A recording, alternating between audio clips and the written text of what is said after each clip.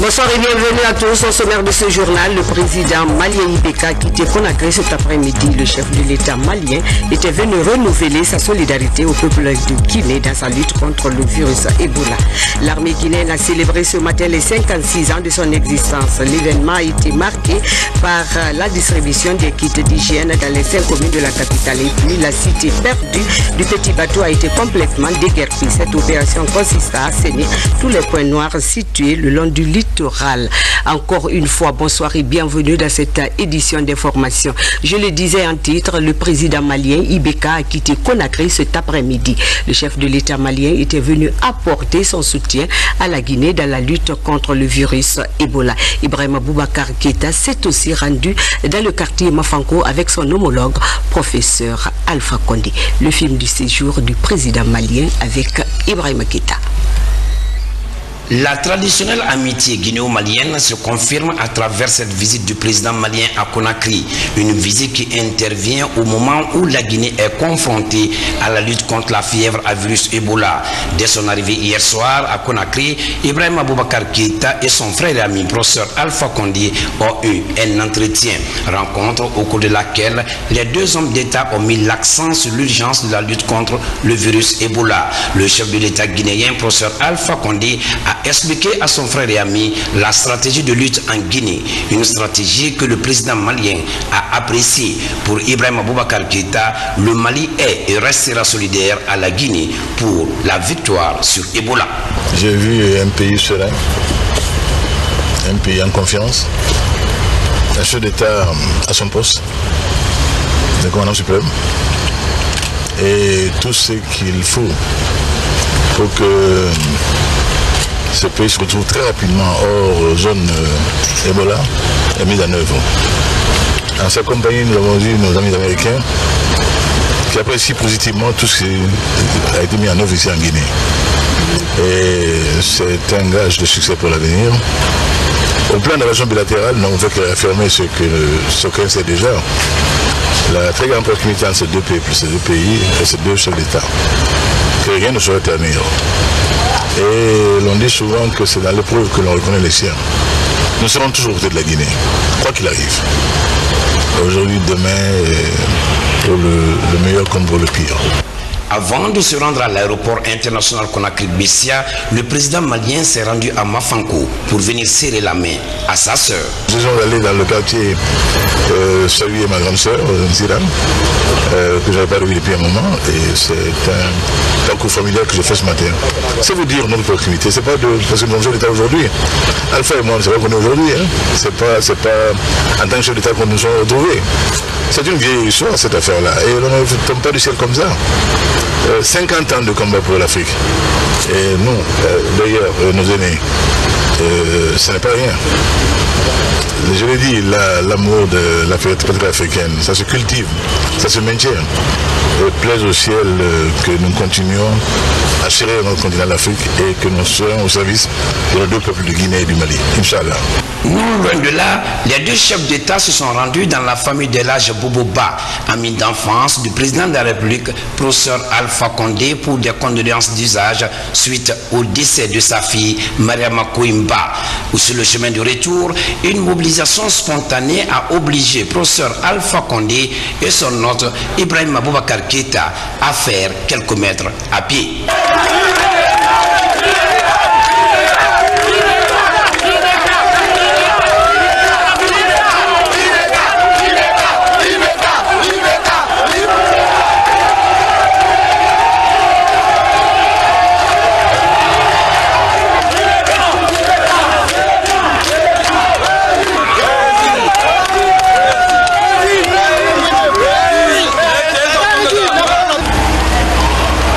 Rappelez que dans sa stratégie de riposte contre Ebola, la Guinée est appuyée par la communauté malienne vivant à Conakry.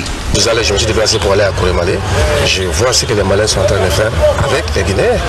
Donc il y a une mutualité de traitement et de sensibilisation et de préservation contre Ebola. Incontestablement, le président malien Ibrahima Boubacar Keïta et celui de la Guinée, professeur Alpha Condé, sont engagés à sauvegarder les liens d'amitié historiques qu'il y a deux pays il y a des lustres.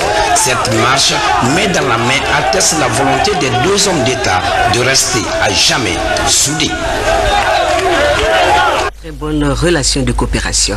Après un bref séjour en Guinée, le président malien a donc quitté cet après-midi pour la Sierra Leone. Ibeka était venu renouveler sa solidarité au peuple de Guinée dans le combat qu'il mène contre l'épidémie de la fièvre hémorragique à virus Ebola. Le chef de l'État malien promet par ailleurs de garder ses frontières ouvertes avec la Guinée durant toute la période de l'épidémie. Solido Kera au cérémonial de départ à l'aéroport international de Conakry-Bessia. Suivez. L'aéroport international de Conakry-Bessia cet après-midi 1er novembre 2014. Le dispositif sécuritaire en place, le président malien Ibrahima Boubacar Keïta, au terme d'un séjour de 24 heures, quitte la capitale guinéenne. Après des entretiens fructueux avec son frère et ami le professeur Alpha Condé, Ibeka a mis à profit son séjour en Guinée pour discuter avec son frère aîné des questions d'actualité dans la sous-région ouest africaine en général et dans les deux pays frères en particulier. À ce niveau, les échanges entre professeur Alpha Condé et Ibrahima Boubacar Keïta s'articulent essentiellement autour de la sécurité au nord du Mali, mais aussi le renforcement des dispositifs de riposte à la fièvre hémorragique à virus Ebola en République de Guinée. Ibeka renouvelle à son frère Alpha Condé et au peuple de Guinée sa ferme volonté d'œuvrer à la redynamisation des liens séculaires d'amitié et de coopération entre la Guinée et le Mali.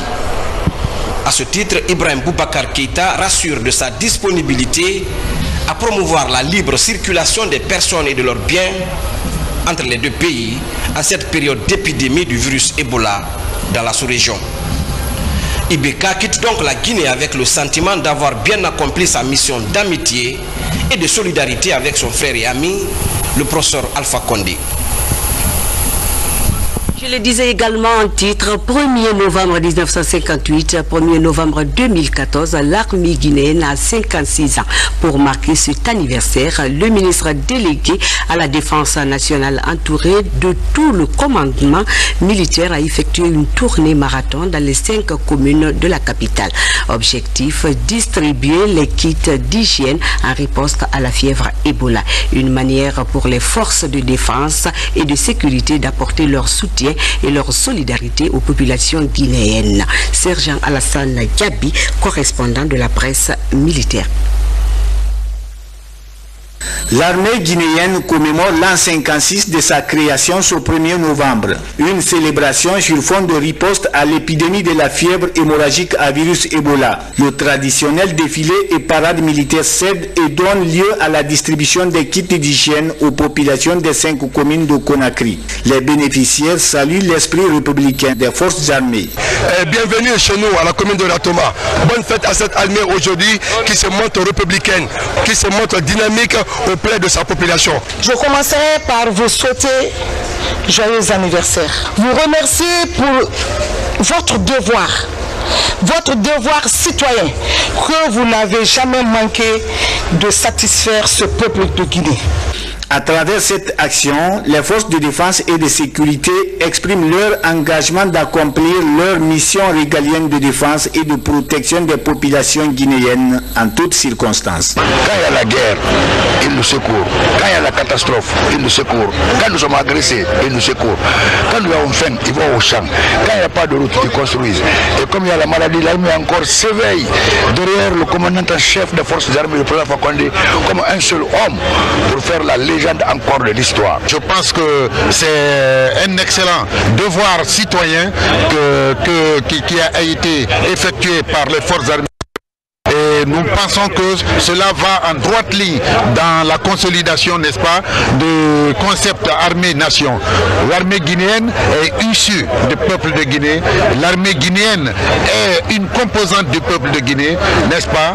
Et l'armée guinéenne participera toujours, n'est-ce pas, aux côtés de la population civile à l'œuvre de développement de notre cher pays. Aujourd'hui, avec la crise Ebola, l'armée guinéenne est aux côtés de l'ensemble de la population pour, en tout cas, éradiquer ce grand fléau qu'est Ebola. Déjà, en début de semaine, les forces de défense et de sécurité avaient consacré 3 jours d'assainissement de certains lieux publics de Conakry et de l'intérieur du pays, ce pour le bien-être des populations. À l'occasion donc de la commémoration du 56e anniversaire de la création de l'armée guinéenne, célébrée cette année sur fond de riposte à la fièvre hémorragique à virus Ebola, quelques chefs militaires ont exprimé leurs sentiments. Ils sont au micro de notre reporter, cette fois-ci de la presse militaire, adjudant Kamano Seko. Suivez. Nous avons trouvé au niveau de toutes les communes une grande mobilisation de tous les citoyens des 5 communes. On a commencé la première étape au niveau de la commune de Kaloum et on vient de terminer au niveau de la commune de Matoto en passant dans les autres communes.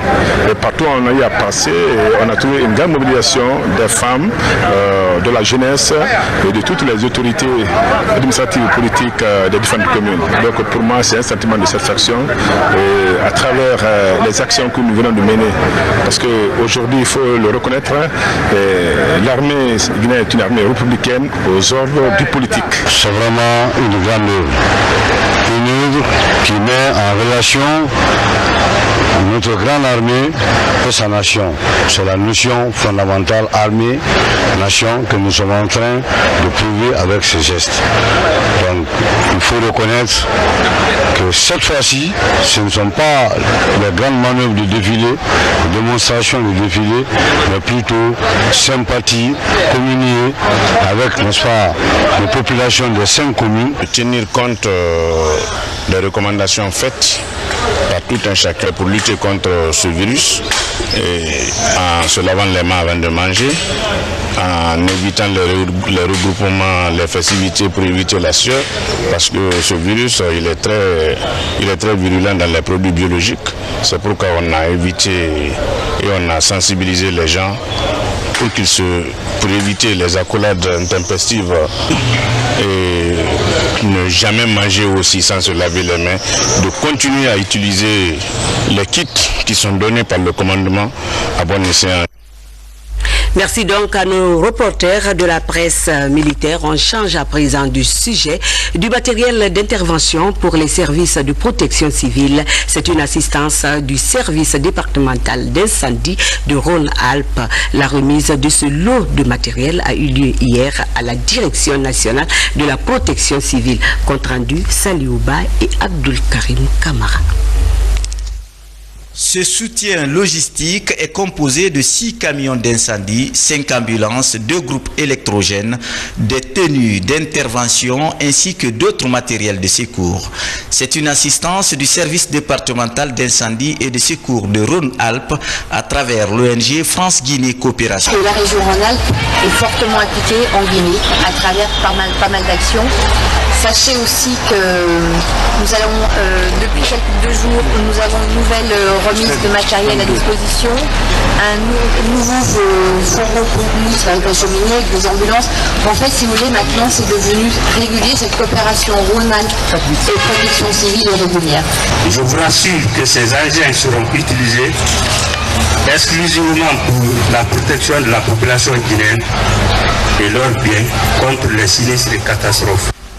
L'acquisition de ces matériels permettra d'améliorer les capacités opérationnelles des services d'incendie et de secours en Guinée. Ce n'est plus à Conakry où nous sommes. Nous sommes maintenant à l'intérieur du pays.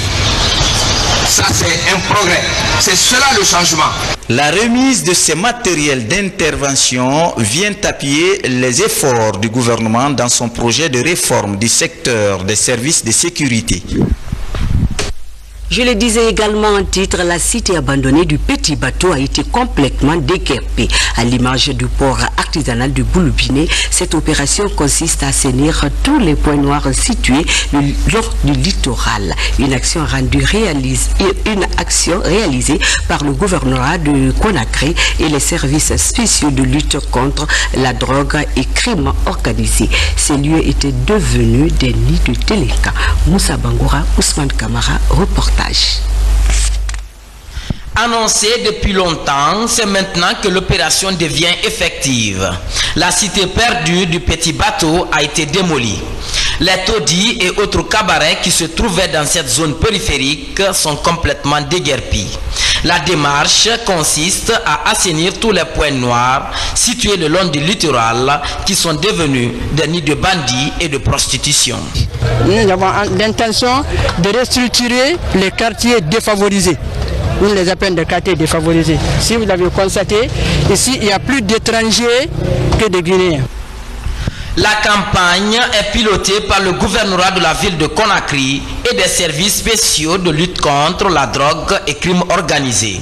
Deuxième du genre après le port artisanal de Boulbiné, cette action va toucher les autres sites ciblés par les autorités. Ici, tout se passe sauf l'essentiel, c'est-à-dire sauf ce qui est normal. La prostitution, vous savez que c'est la monnaie courante, et la drogue, ça se vend ici, ça se consomme ici, et s'il faut dire d'autres formes de crimes qu'on qualifie de crimes. Le Petit Bateau que vous voyez a une vocation de pêche. Mais de nos jours, qu'est-ce que nous remarquons?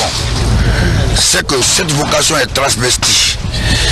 Du point où je vous parle jusqu'au niveau du siège du PUP, c'est l'installation anarchique totale. C'est une invasion par les prostituées. C'est une délinquance exagérée. C'est les bars-restaurants sans normes qui foisonnent.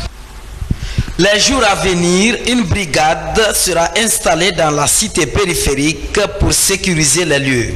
Le gouvernorat compte progressivement éliminer les occupations anarchiques le long des bordures de mer à Conakry. Coopération, le prix France-allemand des droits de l'homme est maintenant ouvert pour un mois aux candidats. Créé cette année, ce prix a pour but de donner un coup de projecteur à l'action des organisateurs de la société civile et surtout de récompenser des actions collectives de terrain menées en Guinée. Makalek Souma nous fait le point dans ce reportage suivi.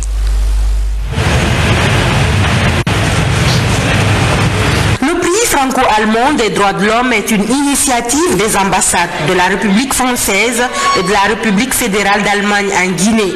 Il est biannuel et distingue des actions de terrain et des projets portant sur la protection et la promotion effective des droits de l'homme. Chers activistes, c'est dans ce but d'honorer chacune et chacun de vous et de vos actions que nous célébrons ce soir le lancement solennel du premier prix franco-allemand des droits de l'homme en Guinée.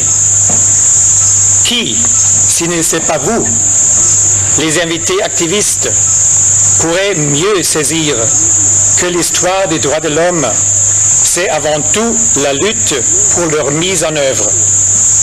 Cette lutte n'est pas un sprint, mais c'est plutôt un vrai marathon des générations.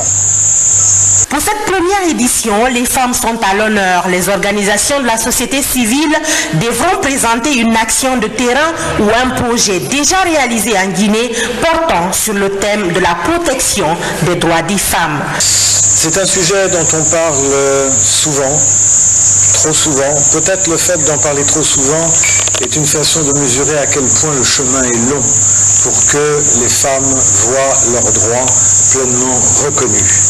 Que ce soit les droits individuels ou que ce soit les droits collectifs ou sociaux. En Guinée, mais pas seulement en Guinée. Malgré les efforts ces dernières décennies, les femmes sont toujours victimes de discrimination et de violences en Guinée. Les statistiques révèlent que 92% des femmes âgées de 15 à 64 ans ont subi au moins un acte de violence dans leur vie. D'où cette attention à travers ce prix. Les candidats ont un mois pour postuler et le dossier de candidature devront être adressés aux 2 ambassades.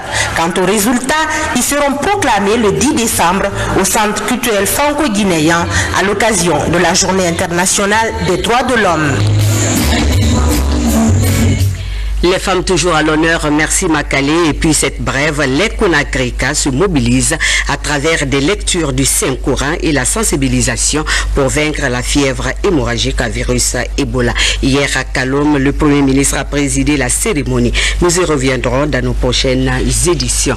La lutte contre le virus Ebola ne faiblit pas. Chaque Guinéen est impliqué pour bouter cette terrible maladie hors de la Guinée. Au ministère des Mines et de Géologie, les actions se multiplient pour galvaniser la lutte. L'Agence nationale d'aménagement des infrastructures minières vient de faire un don d'un lot de kits. Même réaction chez les hôteliers qui viennent de mettre à la disposition de la coordination des opérateurs économiques du matériel de lutte contre Ebola. Une compilation de Kourouma Seko Ferna. Suivez. Industriels, miniers et collectivités locales en bonne santé, le pari économique peut être gagné. Une raison qui a motivé les multiples rencontres du ministre des Mines avec les différentes unités industrielles du pays au cours de ce mois. En cette période éprouvante de la fièvre Ebola, les actions sont précises. Sensibiliser les populations à tous les niveaux et distribuer des kits. C'est dans ce contexte que l'Agence nationale d'aménagement des infrastructures minières donne des kits au département des mines. Le personnel est véhiculé par le syndicat et par l'ensemble du personnel. Nous savons que Ebola existe, nous savons qu'il y a eu la vie avant Ebola, il y aura la vie avec Ebola et après Ebola il y aura la vie. Donc ensemble nous vaincrons Ebola. Du côté des opérateurs économiques, la mobilisation est totale dans la lutte contre le virus Ebola. C'est le cas de l'hôtel Riviera Royal qui a remis un lot de kits et de désinfectants au comité de coordination des opérateurs économiques. La direction de Riviera a décidé d'accompagner le gouvernement parce qu'actuellement la Guinée, la Sierra Leone, le Libéria traversent une crise non seulement sanitaire mais aussi une crise économique. Et puisque cela n'arrange personne, la Riviera s'est dit préoccupée par cette maladie et par conséquent nous avons décidé de dégager un fonds pour venir au bout des malades qui sont couchés dans le centre. Je demande toujours à tous les Guinéens d'accepter de faire la même chose que vous êtes en train de faire. Le problème de Ebola, chaque Guinéen a un rôle à jouer. Je voudrais que les Guinéens se rendent compte qu'on ne doit pas attendre tout de l'extérieur. Il faut que la Guinée, chaque Guinéen arrive à faire son rôle pour lutter contre Ebola. Tous ces efforts déployés finiront par triompher du virus Ebola. Parlons toujours de cette maladie, interrompre la chaîne de propagation du virus Ebola dans la cité minière de Kérouani. C'est l'objectif de la coordination nationale de riposte à la maladie. C'est à ce titre qu'une mission s'est rendue dans les différentes localités de la préfecture touchée par l'épidémie. Cette mission a installé le nouveau coordinateur préfectoral de lutte contre l'épidémie avant de mettre à leur disposition des ambulances et autres équipements destinés à mieux lutter contre ce fléau dans la préfecture. Solide Kea, signe ce reportage. Voici le site du nouveau centre de traitement anti-Ebola de Kérouani. La préfecture est l'un des derniers foyers actifs de l'épidémie du virus Ebola. Pour rapprocher les soins des populations dans cette cité minière, la coordination nationale de riposte à la maladie multiplie ses actions sur le terrain.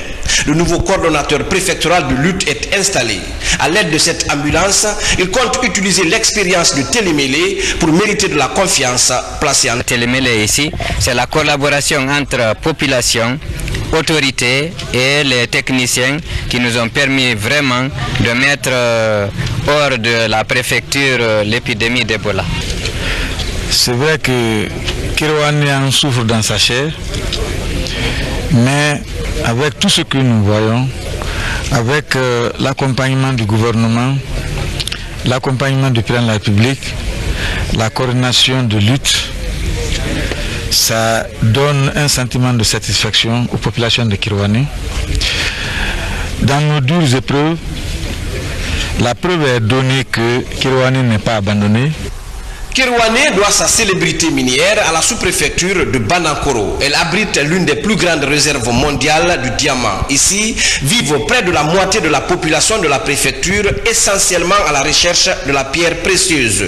Pour aider ces populations à mieux prévenir l'épidémie, ces thermoflash et autres kits de prévention sont mis à la disposition du comité sous-préfectoral de lutte. Plus loin, dans la CRD de Sibili-Baro, des vivres composés de riz et d'huile sont destinés à soulager les familles victimes de la maladie. Je n'avais que 2, mais si je me vois aujourd'hui avec 10, je suis encore très ravi et je sais que vraiment nous allons accomplir la mission qui nous a été confiée. Il fallait faire appel à l'ambulance de Sigiri, à l'ambulance de Mandiana pour amener les malades jusqu'à Guégué. Dieu merci, aujourd'hui, ce n'est qu'un mauvais souvenir. Aujourd'hui, nous avons 3 ambulances à Kirwani. Une ambulance offerte par M. le Président de la République, mais aussi la Croix-Rouge a fait venir 2 ambulances. La décision préfectorale a été prise ce matin de baser une ambulance à Banankoro. L'acheminement de ces intrants est rendu possible grâce à la commission logistique en collaboration avec le programme alimentaire mondial. En plus de ces mesures, beaucoup d'autres kits sont attendus dans la cité de Sanankoro. Ils seront destinés à la sous-préfecture de Damaro et la commune urbaine de Kirwani, 2 autres localités touchées par l'épidémie de la fièvre Ebola. Le district de Nyalemordou, dans la sous-préfecture de Komodou, est la plus éprouvée par le virus Ebola dans la préfecture. Il retient particulièrement l'attention de la coordination nationale de riposte à la maladie. Direction Sangaridi pour vous parler du lancement d'une vaste opération de porte-à-porte dans cette localité qui renforce sa lutte contre la fièvre Ebola. Pour cette première journée, c'est la cité qui est concernée. L'opération va s'étendre sur les districts environnants. C'est dans ce contexte qu'arrive un don de l'ANAIM composé de kits de prévention. Ali Kamara. Une cité propre qui avait déjà mis en place depuis longtemps un comité de prévention contre la fièvre Ebola. L'opération porte-à-porte lancée ce samedi par les autorités locales vise à sensibiliser les populations sur le danger de cette épidémie et la répartition des kits offerts par l'Agence nationale d'aménagement des infrastructures minières. Ces équipements devront renforcer les mesures prises à l'interne et permettre de rappeler l'engagement de la direction générale de l'ANAIM à lutter aux côtés des travailleurs de la cité. Nous allons essayer de repartir ça, non seulement au niveau des postes de santé et au niveau des dispensaires, la sous-préfecture, la communauté déjà d'ailleurs, nous avons 11 districts. Donc les 11 districts, nous devons revoir pour qu'ils puissent en avoir bénéficié. Parce que si rien ne sert de servir la ville ici, si dans la brousse quelque part, ils sont là tout le temps avec nous et le virus ne peut se transmettre que par contact. Sangaridi, à l'image de Kamsar et Bokeh Centre, est une zone sensible, une localité où se côtoient plusieurs nationalités. La cité a besoin de renforcer son dispositif de lutte contre la fièvre hémorragique virale Ebola et a su compter pour cela sur la collaboration de l'Agence nationale d'aménagement des infrastructures minières. Et puis Alia Lassogim a célébré sa 4e journée scientifique. La célébration a été consacrée cette année aux réflexions sur les maladies endémiques, notamment la sensibilisation sur la fièvre hémorragique à virus Ebola et le VIH-Sida. La cérémonie a mobilisé plusieurs spécialistes de la santé, une occasion pour la Sogim de rendre un hommage au professeur Mamadou Patigallo pour son soutien à la Sogim. Le point avec Robert Sidi Tomi. Les réflexions à la faveur de la 4e journée scientifique de la SOGIMES ont porté sur les pathologies et la prise en charge du VIH-Sida. Une occasion pour les médecins spécialistes, membres de la SOGIMES, de présenter le bilan de leur activité sur le terrain. À cette période, il est du devoir de tout personnel de santé de penser à la sensibilisation des populations Et au cœur de cette sensibilisation, la protection de l'enfant. Car un enfant touché est synonyme de l'infection de sa mère, de son père, voire ses sœurs et frères. Pour s'inscrire dans la solution des problèmes posés par ces préoccupations, la SOGIMES offre l'opportunité aux professionnels de la santé de se réunir et discuter de divers aspects de ces thèmes choisis. Créée en 2010, la SOGIMES multiplie ses actions sur le terrain par les échanges scientifiques sur tous les débats et les sensibilisations contre Ebola et d'autres maladies endémiques. Je voudrais les encourager à redoubler d'efforts, à mobiliser les scientifiques, à mobiliser les professionnels de santé dans le cadre de la mission, d'une des missions essentielles du CHU qui concerne la recherche à côté de la formation. Page noire pour finir ce journal. Un membre de la brigade médicale cubaine a rendu l'âme le 27 octobre dernier. Le défunt était venu en Guinée dans le cadre de la lutte contre Ebola. Monsieur Jorge Rodriguez occupait la fonction d'économiste au sein de la brigade médicale cubaine. Décédé des suites d'une courte maladie naturelle, l'homme a rejoint sa dernière demeure cet après-midi au cimetière de Cameroun. Adiatou Barré, Marie-Angélique Bangoura, compte rendu. Au nombre de 38, les médecins cubains sont arrivés le 6 octobre dernier pour aider la Guinée à juguler la fièvre à virus Ebola. Après 3 semaines sur le sol guinéen, un membre de cette brigade médicale cubaine tire sa révérence. Jorge Juan Guerra Rodriguez est mort des suites de complications cérébrales et du paludisme. Ici, à la morgue de l'hôpital Ignace Dine, un dernier hommage lui est rendu. La muerte. La mort. Aún más si se produce de manera repentina y rápida. Quand elle se produit de manière subite et rapide, es siempre un golpe devastador y difícil de afrontar. Est toujours un coup dévastateur, difficile d'affronter. Sin embargo, cependant, como dijo ahora mismo el jefe de la brigada, comme l'a bien dit tout à l'heure le chef de la brigade, en momentos como estos nos reconfortan las palabras de nuestro héroe nacional José Martí cuando expresó. En des moments précis comme ceci, nous reconforte les paroles de notre héros national José Martí quand il a exprimé: la muerte no es verdad cuando se ha cumplido bien la obra de la vida. La mort n'est pas vraie quand on a bien accompli l'œuvre de la vie. Devant le cercueil de Jorge Juan Guerra Rodriguez, tristesse et consternation se lisent sur tous les visages. Malgré ce moment de tristesse, la brigade médicale cubaine ne recule pas dans l'accomplissement de sa mission. Elle s'engage à vaincre la maladie à virus Ebola en Guinée pour honorer la mémoire du défunt. À Jorge, nous voudrions dire au nom de la brigade que nous nous engageons devant lui et devant le peuple cubain que nous allons accomplir la mission qui a été assignée par la patrie. Veuillez donc être convaincu que le gouvernement de la République de Guinée et le peuple de Guinée sont pleinement solidaires de votre douleur aujourd'hui. Je vous présente donc au nom du président de la République, au nom du Premier ministre, au nom du gouvernement et du peuple de Guinée, les condoléances les plus attristées du peuple de Guinée. Jorge Juan Guerra Rodriguez a fêté son 60e anniversaire il y a quelques jours ici à Conakry. Né à Cuba, cet économiste chevronné a servi dans certains pays de l'Afrique comme le Mali. Aujourd'hui, sa dernière mission s'arrête dans ce cimetière de Cameroun. Ainsi va la vie, que son âme repose. Amen. Mesdames et messieurs, c'est la fin de cette édition d'information réalisée par la rédaction du journal télévisé. Merci de votre fidélité. Très bonne suite de programme où que vous soyez dans le monde. Bonsoir chez vous.